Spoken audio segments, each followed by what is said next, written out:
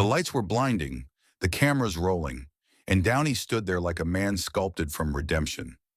The studio lights at Jimmy Kimmel Live flashed like paparazzi bursts on a red carpet soaked in history. The audience buzzed with anticipation, a tide of fans lifting phones like offerings. Behind the curtain stood Robert Downey Jr., sharper now, seasoned, his face lined not by age, but by the long burn of recovery and reinvention. He wasn't here for laughs. He was here because someone told him this role needed more than charm. It needed truth. The backstage hallway smelled like hairspray and nerves. A junior producer chuckled too loudly, mouthing a pre-rehearsed punchline. Lucia, Downey's longtime assistant, leaned against the wall, arms folded. She'd seen this act before. How they lure icons with praise, trap them in nostalgia, then edit the fallout into viral gold. Her voice sliced through the noise, cold and low. "Don't turn him into a museum piece." They nodded, barely listening. One producer flipped through cue cards with glee. Another fiddled with an old Iron Man visor, a prop they thought might get a cheap cheer. They didn't get it. To them, it was a segment. To Downey, it was a reckoning. In the green room, Downey sat alone. A live feed of Jimmy's monologue blinked on a nearby monitor. He watched Kimmel roast another A-lister's public misstep. The audience howled. Downey didn't. His right hand slowly turned over a small wrinkled script page. Torn at the corner, smudged with ink and time. A relic from his father. A scar in typeface. The stage manager leaned in, headset crackling. "They're ready, Mr. Downey." He nodded once, stood slowly, his shoulders rolling like he was stepping into an audition that mattered. Not for fame, he had that, but for purpose. For the truth that refuses to retire. On stage, Jimmy's voice pitched up. "Ladies and gentlemen, the comeback king, the man who made us believe superheroes could cry, Robert Downey Jr." The band struck a jazzy, swaggering note. The curtain pulled back.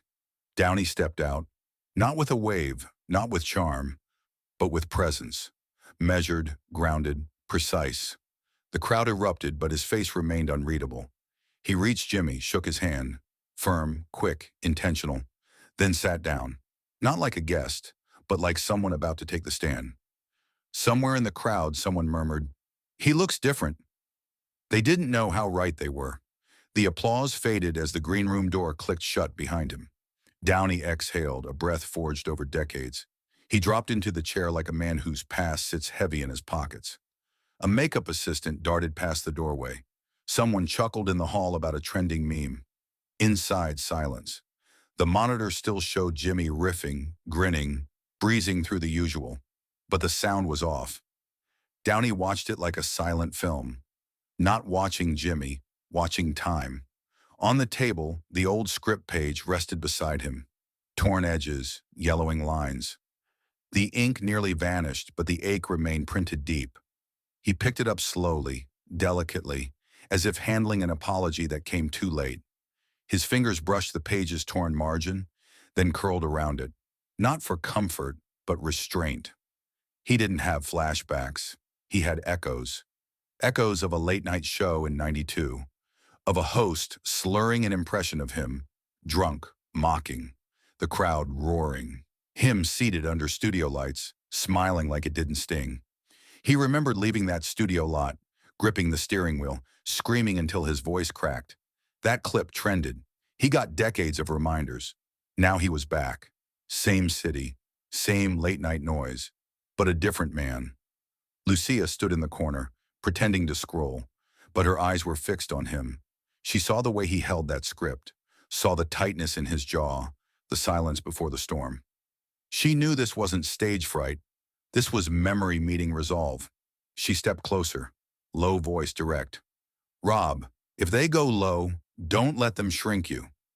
He didn't reply, didn't blink, just set the page down, like a line drawn in ink and warning. Outside, the band reheated. Laughter swelled again. Inside, Downey tugged once at his shirt cuff, reset his collar, and waited. The music hit, a big band groove laced with irony. Downey walked toward the spotlight, applause swelling like a wave about to test the shore. His shoes tapped against the stage floor with a careful rhythm, like an actor entering the stage after rewriting the script in his head. Kimmel beamed behind the desk, arms wide like a host welcoming an old friend to a roast. The man, the myth, the machine, Robert Downey Jr. Phones rose like lighters at a concert. Downey didn't gesture, just a restrained nod, a half smile that didn't make it to his eyes. He walked like a man who's done this dance too many times. Reached Jimmy, shook his hand again, short, sealed, then sat. Not as a guest, but as someone who spent a lifetime being misunderstood, and tonight might say something that finally lands. Jimmy flinches slightly at the grip, but masks it with a practiced laugh. Downey settles into the chair, not with flair, but with the kind of calculated calm a man wears when he's done letting people decide who he is. He shifts once, then plants himself like someone sitting through a hearing, not an interview. His posture isn't aggressive. It's armored, controlled, like he's waiting for the first veiled jab. Jimmy opens soft, casual. He riffs about Iron and Ash, Downey's new film, a stripped-down indie piece about a broken father figure helping a group of forgotten teens build a theater in a collapsed neighborhood. The crowd murmurs approval. Downey leans in, voice smooth but weighted. It's not about saving anyone, he says. It's about surviving long enough to teach someone how to write their own scene. A hush rolls over the crowd. Fandom dims into focus. Jimmy nods, then tries to lighten it. Do you still carry that replica arc reactor in your bag? He smirks. Downey gives a slow, crooked smile. Only when my charm's running low. Laughter spills out, maybe too loudly. The smile vanishes almost instantly. His tone dips. Nostalgia's not a party trick, Jimmy. It teaches you things applause never will. Jimmy chuckles nervously and reaches for his water. The band lowers. Silence gathers in the shadows. Lucia, watching from backstage, notices Downey's hands. Still calm, still giving them a chance. One, just one. Jimmy leans forward like a game show host about to reveal a twist. Okay, he says, eyebrows raised. I promised myself I wouldn't, but just one quick surprise. He ducks under the desk. The crowd shifts, a wave of anticipation. He lifts a small object, a worn prop arc reactor, cracked casing, flickering faintly. Recognize this? He says, holding it aloft like a trophy. Straight from the first Iron Man. Our props team pulled it out of storage. The crowd erupts. Phones flash. What do you say, Rob? Just one quick pose for the fans? The kind of moment Taylor made for virality. But Downey doesn't move. His jaw tenses. Eyes harden. Not in anger, but in memory. In boundary. He stares at the reactor like it's glowing with ghosts. The camera lingers. The audience laughs again. But this time it's thinner. Unsure. Jimmy waves it once more, gently teasing. Come on, Tony. Just hold it up. Remind us what it felt like. Downey's reply is quiet. Steel-wrapped velvet. Put that down. The room freezes. It lands like the sound that follows a dropped mic. Jimmy lowers the arc reactor, a smile frozen mid-glitch. Hey, just a bit of fun. That's all. But Downey's not looking at him anymore. He's looking past him, through the lights, into a time when that object wasn't a memory. It was a lifeline no one believed would last. Backstage, Lucia exhales. They just made it personal. Jimmy fumbles for his mug. The prop lies limp on the desk, deflated. Downey hasn't flinched, but something has shifted. The performer is gone. What's left is the man. He knows now. This isn't a conversation. It's a test. The arc reactor remains on the desk like a question no one dares answer. Downey's silence thickens the air. Jimmy shuffles his cards, smile trembling at the edges.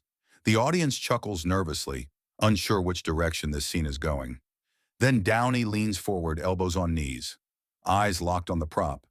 His voice is soft, but it carries. You know, when I first pitched myself for that role, they laughed. The room stills. They said I was unstable, unmarketable, not hero material. Told me to audition, sure, but not to hope. A pause, measured. They said they could use the tech, the suit, but not me. Gasps ripple through the audience.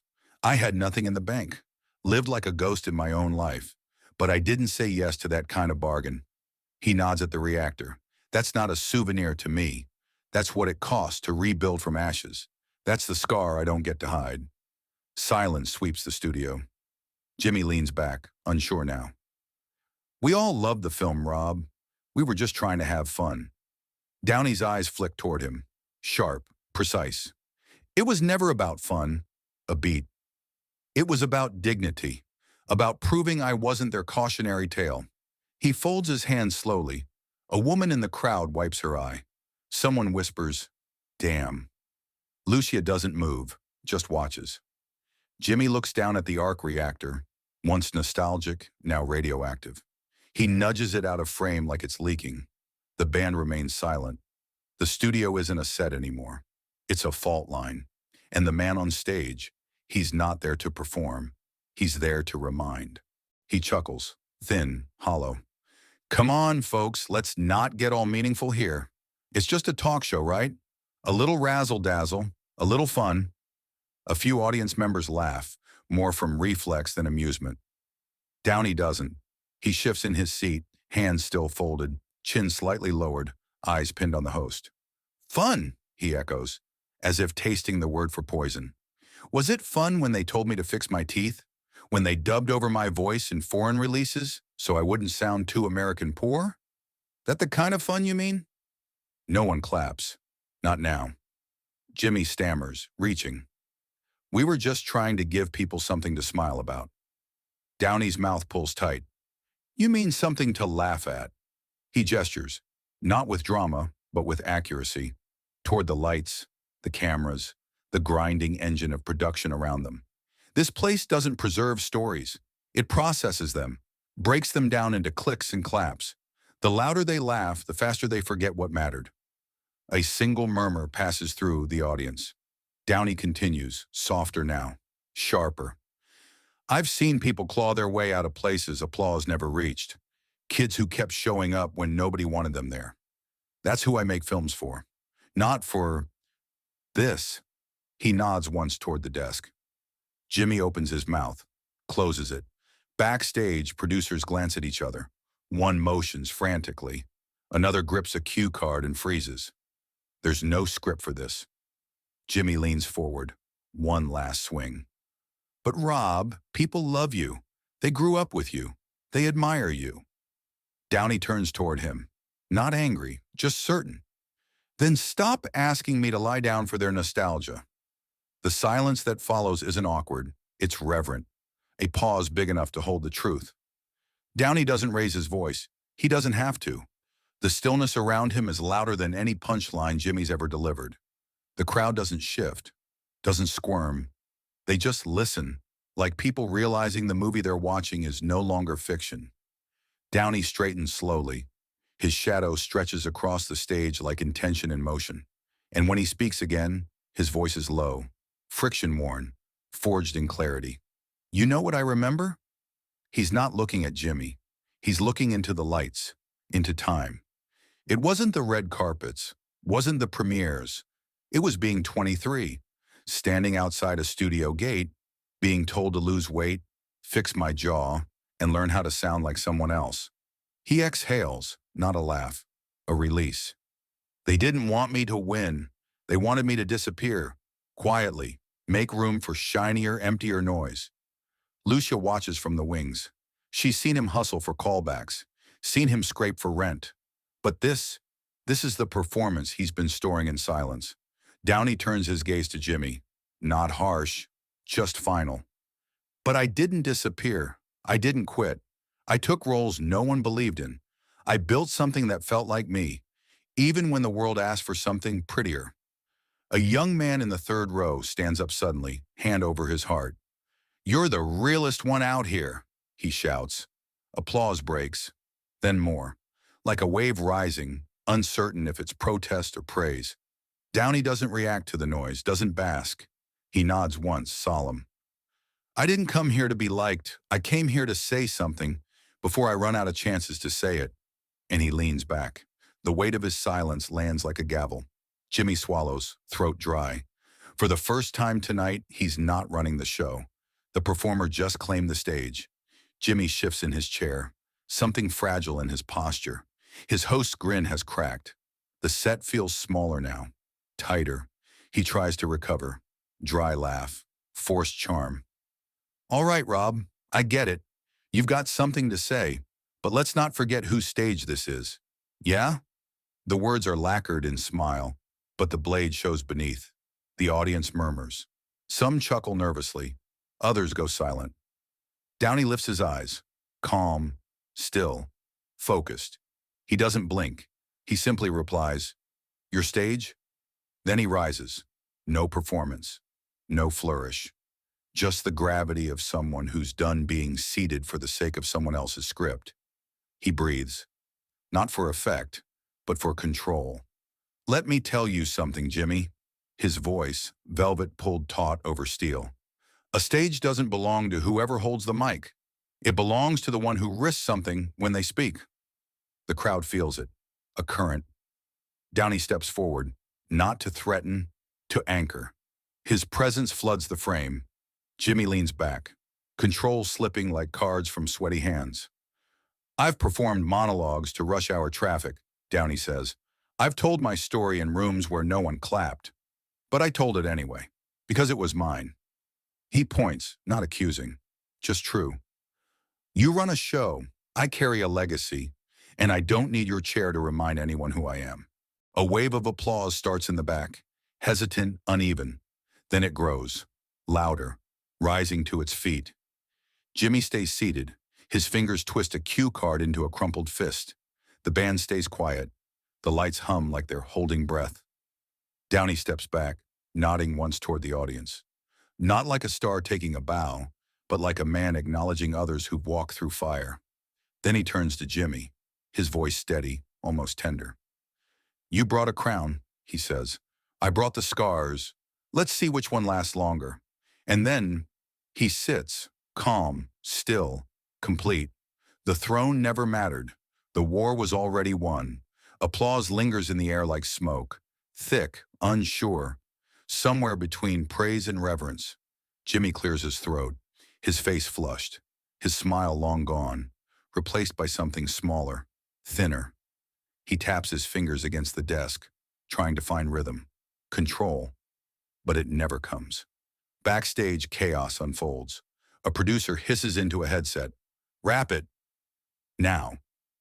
Another one makes eye contact with security, nodding once. Two guards in black begin moving toward the wings. Not fast, not aggressive. They're not worried about a scene. They just know who he is. Downey doesn't move. He sits, hands clasped like a storm waiting for the clouds to decide what kind of rain they want to be. Then with intention, he stands. Not to leave, not to grandstand, but because he said what needed to be said. Because he's finished being polite. The guards move in. Lucia steps forward from stage left, slicing between them with silent command. Don't, she says, voice low, clear. One guard pauses. The other lowers his eyes. Jimmy stands too, hands open. Rob? Come on. Nobody meant disrespect. Downey looks at him. Really looks. No fury, no threat, just the gravity of truth. He walks forward, not to confront, not to perform, just close enough that Jimmy has to tilt his head to meet his gaze. Respect, Downey says, voice quiet but cut from iron, isn't a courtesy, it's a decision. I showed up, I told the truth. That's all I ever owed you. The cameras stay locked. The band still doesn't play. Downey turns to the audience, still on their feet. Some filming, some just frozen. He nods once. Not goodbye, not farewell. Just confirmation. It happened, and it mattered. Then he walks, past the desk, past the guards, past the haze of the show. No spotlight follows, no music trails behind. Only the echo of his steps across a studio floor that never really deserved him, and a silence that feels sacred, like something real just left the room. Backstage, frenzy, producers barking over comms. One already dialing legal. The floor manager wipes sweat from his forehead. We lost him, he mutters. We actually lost Downey. But Lucia, she's calm, measured. 3 steps behind him like always, like after any battle not fought with fists. Downey doesn't speak. He moves through the narrow hallway like a man walking off stage, not in defeat, not in victory, just as someone who still owns himself. Outside, the city hums. Inside, the show limps forward. Jimmy stammers through the next segment, his voice brittle, jokes mechanical. The crowd's laughter is thinner now, like it's trying to fill a space that refuses to be filled. A live tweet flashes on screen mid-show. Robert Downey Jr. just walked off like a legend stepping out of a courtroom. Respect another follows. That wasn't a breakdown. That was a masterclass. Down the hall, Downey pauses near the exit. Something catches his attention. A voice. Software not from the crew. "Mr. Downey?" He turns. A boy, maybe 12, maybe younger, stands near the security rope. One leg in a brace, holding a crutch. His t-shirt reads, "Build your own story." In his hand, a faded piece of paper, torn at the edges. Familiar. "You drop this," the boy says, offering it up. It's the old script page, the one from his father, the one he nearly left behind. Downey steps forward slowly, takes it, then kneels. Not out of pity, but to meet the kid where he is. No words, just a raised fist. Gentle. The boy bumps it with his own and smiles. No script needed. Lucia watches, her eyes glassy. The guards say nothing. They don't move. Downey stands, carefully wraps the page in his palm, then walks through the exit door. No cameras chase him. No production assistant scrambles to mic him up. Just the echo of polished shoes on pavement and the memory of a moment that wasn't planned, but will never be forgotten.